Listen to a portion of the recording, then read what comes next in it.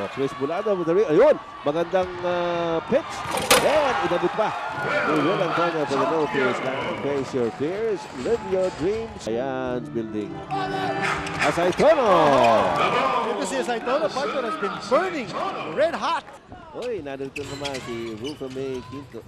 Sino kaya yung tunapunan niya ng halik? Oo, One guess. Naku, ang ganda naman ng framing, ano? Ang ginatawag natin ang sequence. Ayon sa aking bubuit. Parang tibigyan natin siguro maraming nangyayari ito. Maraming mga magandang shoot. Ato, Murano. Ay, tumabak. 76-58 po ang ating score in favor of the Pop Cola Panthers as we start the fourth quarter. Dito po sa ating laro ng Barangay Ginebra Pop Cola. This is how they scored in the first three. Stats brought to you by QuickTime, the only all-in-one blue technology by Lockdown. Talagang pubutok ng Pop Cola sa third quarter. 29 points for the Panthers. Samantala, June Limpot inside. Number 24, Chris Bulado tatawagan ng kanyang second personal foul. So 2 shots here for June Limpot. Pinagmamalaki po yan ng Surigao. The most consistent scorer for Barangay Ginebra sa larong ito. No? Pero kailangan ng tulong niya. pero hindi naman sila nagkukulang sa offense, partner. It's in the defense na talagang kulang na kulang sa intensity, sa rotation, sa communication. Akala mo kung ilang 3-point shots yung give up nila nung third quarter lang. Isa, dalawa, tatlo, apat. Dun sila dinurog eh. Actually, nung third quarter, Ginebra out-rebounded Pop Cola 10-5. Pero ang Pop Cola kasi shot 70%. Kaya hindi na kailangan ng very rebound. little room for rebounding, no? At least offensive rebounding for Pop Cola. Ato, Murano. Kamulan sila ni Val David. Reach and foul is going to be called on Val David. Pang-apat na yan kay The Flash. Samantala, ito, panoorin natin para naman medyo sumaya-saya yung mga taga-Barangay Ginebra. Ito, June Limpot, what a slam jam. That was your No Fear Slam. Face your fears. Live your dreams. Asaytono. Siguro na sa Asaytono, medyo easy-easy yung trabaho ko ngayon dahil malaki lamang nung kupunin niya. At ginagawang mga trabaho nung iba niya mga kakampi. Exactly, partner, no? Very good distribution of points on Pop Cola side. Si Asaytono now with 8 points. Aparientos nasa double figures na rin. Tama. At nasa 20 pa ngayon si Johnny. So, Chris Bulado with the ayun, magandang pitch. And inabot pa. We will Antonio for the no fears now. Face your fears, live your dreams. 20 puntos na po mga kaibigan ng abante ng Pop Cola over Barangay Ginebra. Look at the rebound. Yung sinasabi mo, no? Pero ang laki naman ng disparity sa field goals. Those stats brought to you by QuickTime, the all-in-one blue technology by Lockdown. Yan ang sinasabi ko kanina. Itong Barangay Ginebra, hindi naman sila nagkukulang sa offensa, no? Because they shot 56% in the third quarter. But partner, giving up too many points defensively, no, for Pop Cola, and to allow Pop Cola to score close to 70%. Ayun ay talagang collapse in defense sa ginatawag. Kaya ito po, ngayon mga kaibigan, 20 puntos pa itong hinahabol ng Barangay Ginebra with 10 minutes to go. Will Antonio. Alalahanin po ninyo, tatlong kupunan ngayon na nangunguna. Nice passing play, Murano to Hatfield. Perfectly executed, partner. Ang ganda naman ng pasa. Ang sinasabi natin, tatlo po ang 6-3 ngayon na kupunan. San Miguel, Barangay Red Bull, at ang Shell Turbochargers. And for what's happening here, partner, aakyat itong Pop Cola 5-4. to 5-4 at tatabla sila sa Barangay Ginebra. Oo, magkakapareho na sila ng win-loss card. Oo. Not that we're conceding the win Malayo pa ito, already malayo for pa Pop ito, Cola. Malayo pero- pa nga ito, 9-18. Pero the trend is very clear, no? Oo. Sa Asaytono's miss. Pero alam mo, magkabit-kabit lang ng konti itong mga puntos ng Barangay Ginebra. Ano ko? Ano magkakabit-kabit? Nagbintis yung sa fast break. Pamalas naman yung tira ni Berhel Oo, Meneses. okay na sana lahat eh. Alam mo, namimilig dito ang streak ni Berhel Meneses for double-figure scoring. He's one of only 7 players to score double figures in every game so far this conference. Dito pa lang ang kanyang puntos ang kasalukuyan. No? Dumalayo pa nga ito, no? Oy, may offensive foul. Number 99, Rudy On Rudy Hatfield. Ito, nagre-reklamo sa napangiti. Well, parang pakiramdam ngayon ng Pop Cola, can't afford naman eh. So far, pero sabi nga natin, malayo po ito. Ang ganda pa sa hand dito. Yes, yan ang perfect execution, partner. That came off the triangle again. Yes, so that Yung slow-mo oh. action was brought to you by PLDT Text 135. If you can't say it, text it for free activation. Call 171. Ayun, na-jolings na rin. Nakaharap ng butas. Oo. Nakaka 9 points na ito si Berhel Meneses. So close to hitting double figures. Oh, 9 points eh. Meanwhile, Nelson Asaitono against Alex Crisano. Asaitono, binigay kay Bolado sa loob. Dalawa ng medium range shots para kay Chris Bolado. Tsaka partner, mukhang team player ngayon ang nilalaro ni Nelson Asaitono. He's not forcing his shots. He's playing the full group sa kanilang triangle and he's passing the ball well. Komportable si Nelson Asaitono sa laro niya ngayon. Ano? Parang hindi niya kasi kailangan puwersahin yung sarili niya. Petik-petik lang dahil malaki nga labang. 84-66, 18 po ang inahabol ng Barangay Ginebra. At saka ito si Nelson, partner, may kumpiyansa siya sa kanyang mga kakampi. That they can get the shots to volley. Kung minsan ito si Nelson, if he doesn't have confidence in his teammates, susuluhin niya. sinosolo niya. Sinolo nga. Ito. JJ Helderbrand, nakita yung... medyo mahaba lang siguro hakbak. But that was a wide open lane for Alex Crisano. Ayan, sabi nga natin, kailangan maumpisahan.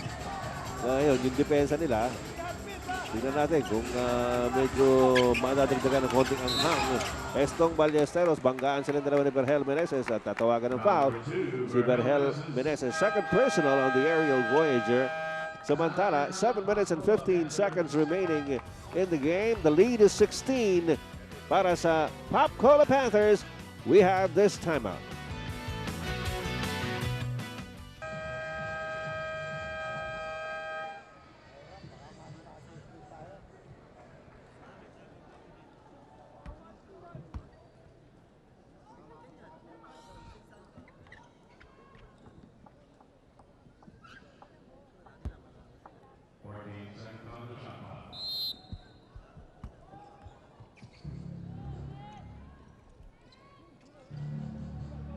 Dr. Trusted Alaksan, number 1 sa sakit ng katawan, doble bisa, doble galing.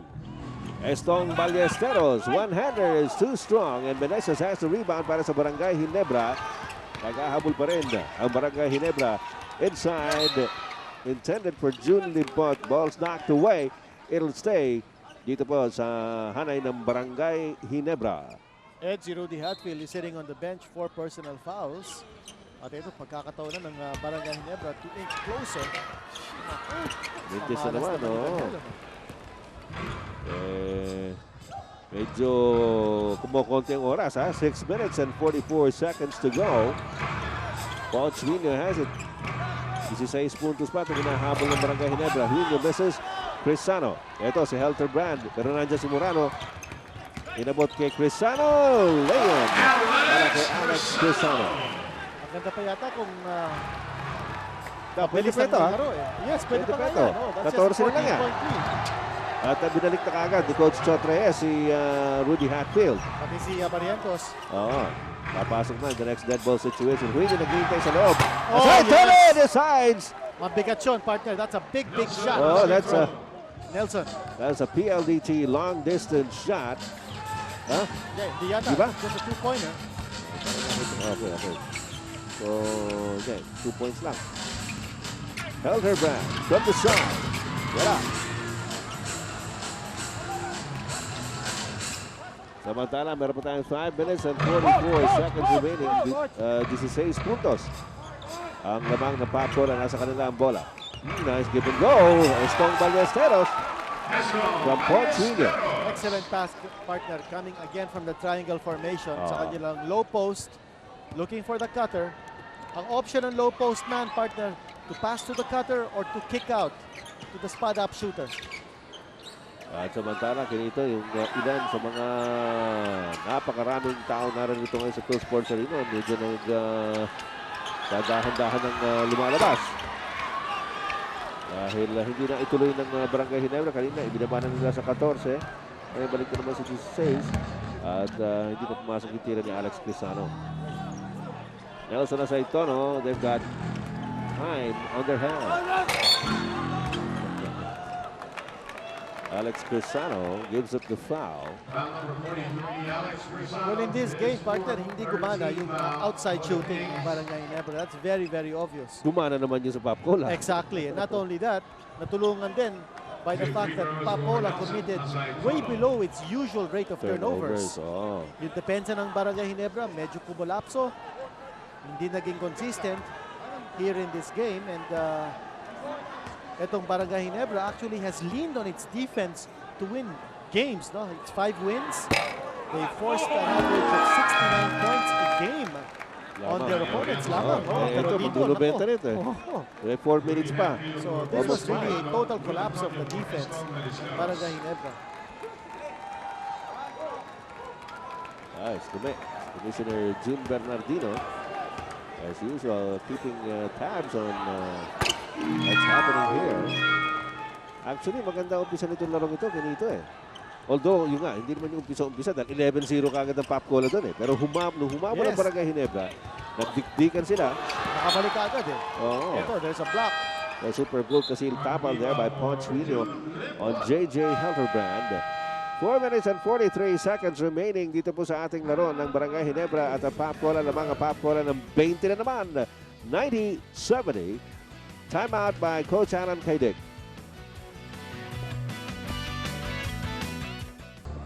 Tuwa yung mga fans ng Papola. Ba't nakaputi lahat ito? Saan kaya galing ang ganito? Medical school.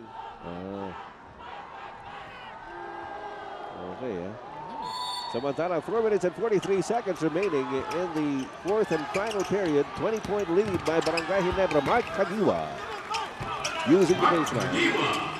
At binaba niya bahagya yung kalamangan to 18 and a steal by Caguia. Ay, naku! Panapasahan. Lumalaw na kasi si Helterbrand. Nakala niya. Science building. Asaitono! Dito si Asaitono, partner, has been burning red hot dito sa ating fourth period. Doon kailan niya malaki na ang kalamangan. Sabi niya, medyo jogging-jogging dito eh. Okay pa rin. Mark Caguia. Pero yung depensa ng, ito na naman, Jogging-jogging lang. Okay pa rin eh. So, 20-point lead here para sa Papola Panthers. And sa nga pala, at the end of this game, we will as usual be choosing our Viva Mineral Water Best Player of the Game. So, panoorin po ninyo. Oh!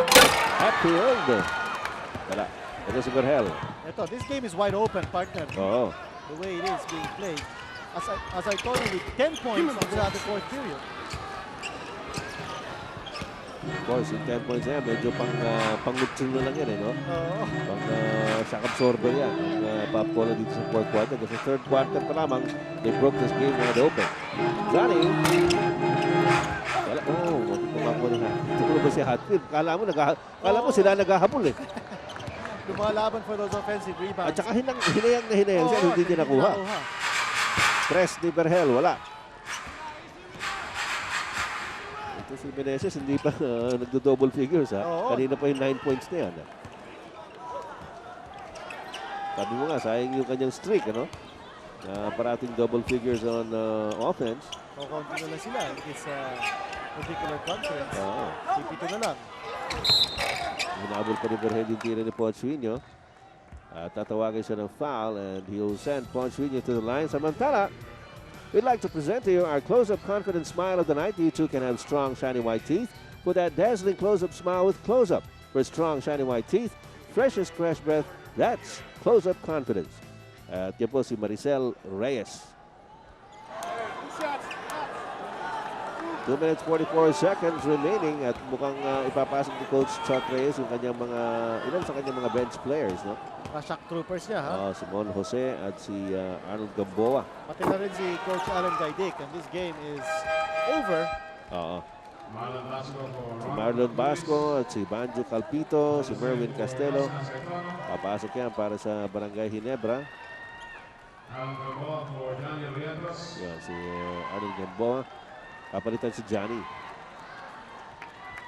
2 minutes and 44 to go. Big 21-point lead by Pop Cola. Partner turnover situation ng Pop Cola. 12 turnovers, so that's way below. Oh, ang average na 20 plus 20. yun, oh. And ang Barangay Ginebra naman, ako 21. Nagkahabaliktaran. Yun, sinasabi the shoes on the other foot. Helterbrand. Here's Berhel Meneses. Did he hit? Nakuha rin. 11. 11 points for Berhel Meneses. Pero I'm sure okay lang sa kanya sana kung hindi na tuloy-tuloy yung stick niya. Basta nanalo sila. Pero as it is, this is a big win here by the Pop Cola Panthers. At magiging back-to-back win ito, no? Para sa Pop Cola. Marlon Vasco. His first 15 foul. Partner itong Pop Cola has now or will now be winning 4 of its last 6 games. And following up their victory over Santa Lucia. 72-69. Ito si Poch Win, yung partner, na 1996 Most Improved Player awardee. The same year that Johnny Abarientos won the Most Valuable Player Award. Pareho sila at Nasa that Alaska time playing sila, no? for Alaska. Uy. Pagsak si Kagiwa. Balik sa lupa. Alam mo, lumalaban pa ito si Kagiwa. Oo. Just like Rudy Hatfield, but Hatfield is now still on the floor. Alam ko, napalitan ito si Rudy Hatfield. Si Poch Wino papalitan ng Pop Cola. Now, Monose is on the floor. Scored his first PBA points last game. He had 4 points. Ito si Banjo Calpito. Tying bodies against Gamboa. Hatfield with the pitch. Napunta kay Winatoy on the slide. And Mark Kagiwa gets it back para sa Barangay Ginebra. Kagiwa having some problems. Ito. Si Morano wide open lane. Ang bilis din talaga nito si Morano. Experienced player. Ito si Ato Morano coming from the NBA. Many-time national team player. 22 puntos ang abante ng Pop Cola as Helterbrand versus. At 22 turnover din. Ito Barangay Ginebra. Grabe yun. Juan Jose. Ito si Arnold Gamboa ang nabas ka. Ato Morano. Balik ko rin si Juan Jose against Kagiwa. Nabitawan ng bola. Napulot ni Marlon Basco at ni Banjo Calpito. Here's Merwin Castelo. Kagiwa. Baseline. Yes. Ito medyo going through the motions tayo dito, no? Habulin pa ni Marlon Basco. Wow! And Castelo with the rebound. At Kagiwa. Ito si Kagiwa, taking matters into his own hands. Bawat tawag niya, kitira rin niya. Wala na ibig tumitira dito sa Barangay Ginebra. But it's almost all over now. Ito si Gamboa, nakapuntos pa. At kinabayo pa si Rudy Hatfield. 38 seconds to go. Yung final score na lang hinihintay natin dito. Helterbrand ako. Ayun ang mahirap dahil ang katapat mo yung press na press galing sa bench. Gustong maglaro pa niyan. Diba? Juan Jose, wala pa kapawis-pawis yan. Yun. Nakita niyo naman sa slow-mo, brought to you by PLDT Text 135. If you can't say it, text it. For free activation, call 171.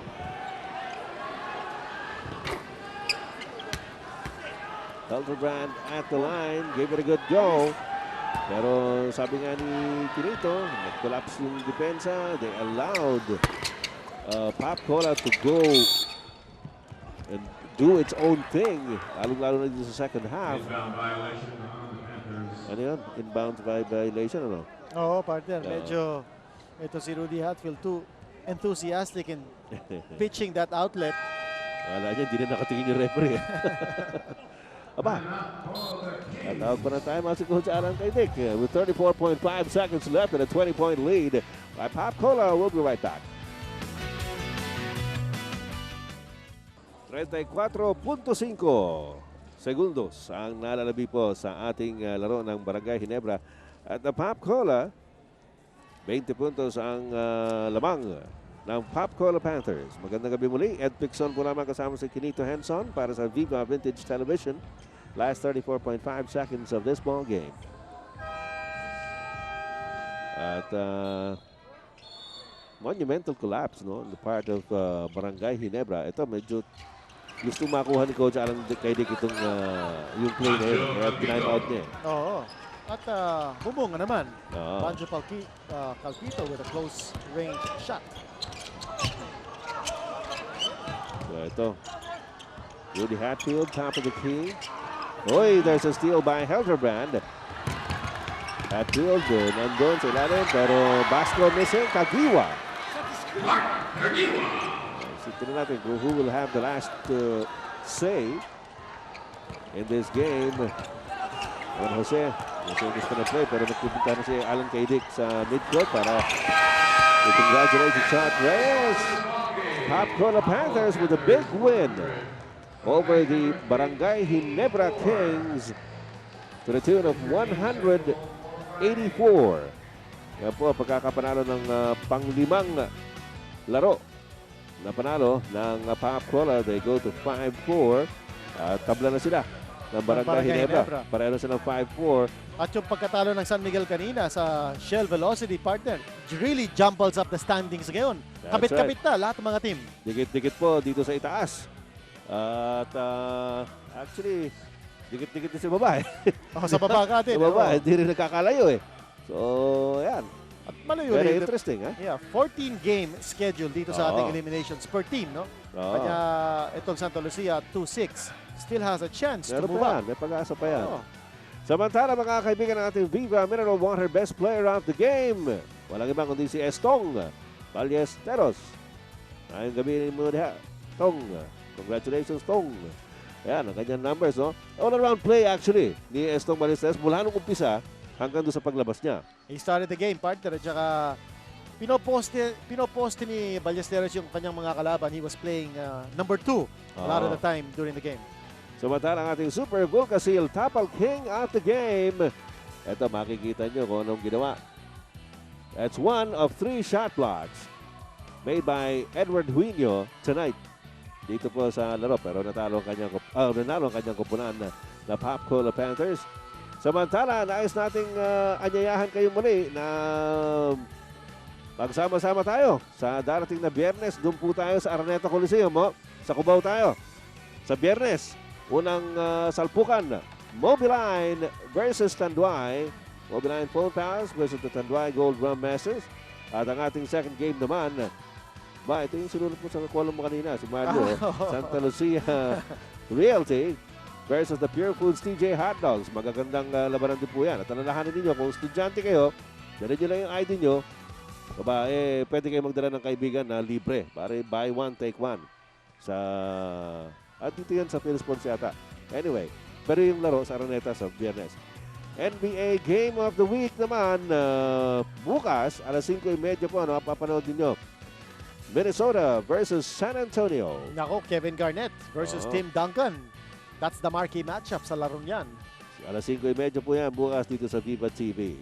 And up next, blow by blow, ang featured San Miguel Beer main event, Benji Soralia versus Soralia yan, di ba? Benji Soralia versus Rolando Tuyogan. Ayan si Rolando Tuyogan, partner. He's a former WBF and WBU world champion. Oo, sa minimum weight division. So, panoorin po ninyo. Dito lang kayo sa Viva Vintage Television. Samantala, sa ngalan po ni Kinito Henson at sa lahat po sa amin dito sa PBA, sa Viva Vintage at sa IBC 13. Ed Pixon po lamang nagsasabi maraming salamat sa inyong pagsubaybay. Good night. We'll see you around.